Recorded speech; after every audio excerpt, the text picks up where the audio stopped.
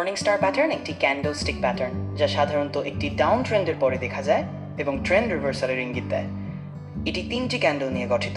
প্রথমটি একটি বড় লাল ক্যান্ডেল, দ্বিতীয়টি ছোট একটা ক্যান্ডেল যা ডোজি হতে পারে, এবং তৃতীয়টি একটি সবুজ ক্যান্ডেল যা প্রথম দিনের লালের মধ্য দিয়ে শুরু হয়। এটি বাজারের ইতিবাচক মনোভাবের নির্দেশ করে।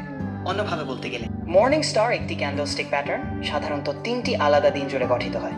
প্রথম দিনে বাজার নিম্নমুখী থাকে এবং একটি বড় লাল ক্যান্ডেল দেখা যায়।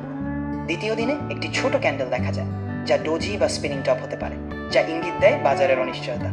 তৃতীয় দিনে একটি বড় সবুজ ক্যান্ডেল দেখা যায় যা প্রথম দিনের লালের মধ্য দিয়ে শুরু হয় এবং প্রায় প্রথম দিনের বডির অর্ধেক বা তার বেশি ঢেকে দেয়। এটি সাধারণত বাজারের বুলিশ রিভার্সাল নির্দেশ করে।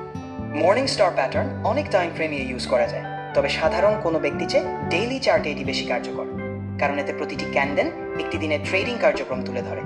তবে আপনি যদি শর্ট টার্ম ট্রেডিং করতে চান, তাহলে 1 ঘন্টা বা 4 ঘন্টা টাইম ফ্রেমও দেখতে পারেন। আপনার ট্রেডিং স্ট্র্যাটেজি এবং সময়সীমার উপর নির্ভর করে টাইম ফ্রেম বেছে নেওয়া উচিত। মর্নিং স্টার প্যাটার্ন আগে বাইং সিগন্যাল যেতে কয়েকটি বিষয় মাথায় রাখা উচিত। প্রথমত, প্যাটার্নটি নিশ্চিত হতে দিন, অর্থাৎ পুরো 3টি ক্যান্ডেল গঠিত হওয়া পর্যন্ত অপেক্ষা করুন। এরপর তৃতীয় দিনের সবুজ ক্যান্ডেলের ক্লোজিং প্রাইসের কাছাকাছি বা এর পরের ক্যান্ডেলের উপরে এন্ট্রি নিতে পারেন। স্টপ লস সেট করতে পারেন প্রথম দিনের লাল ক্যান্ডেলের নিচে। টার্গেট প্রাইস নির্ভর করবে আপনার রিস্ক রিওয়ার্ড রেশিওর উপর। সবসময় মার্কেটের অন্য ট্রেন্ড এবং ইন্ডিকেটরও বিবেচনায় রাখা ভালো। প্রফিট নেওয়ার সময় কিছু লক্ষ্য স্থির করতে হয়।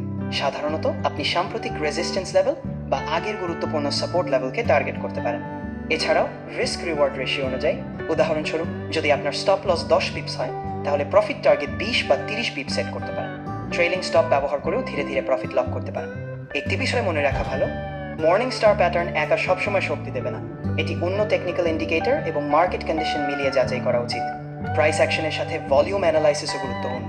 এছাড়া প্যাটার্নটি কোনো প্রধান সাপোর্ট লেভেল বা ফিবোনাচি রিট্রেসমেন্ট লেভেলের কাছাকাছি হলে এর বিশ্বাসযোগ্যতা বাড়ে। সবসময় রিস্ক ম্যানেজমেন্ট মেনে চলা উচিত।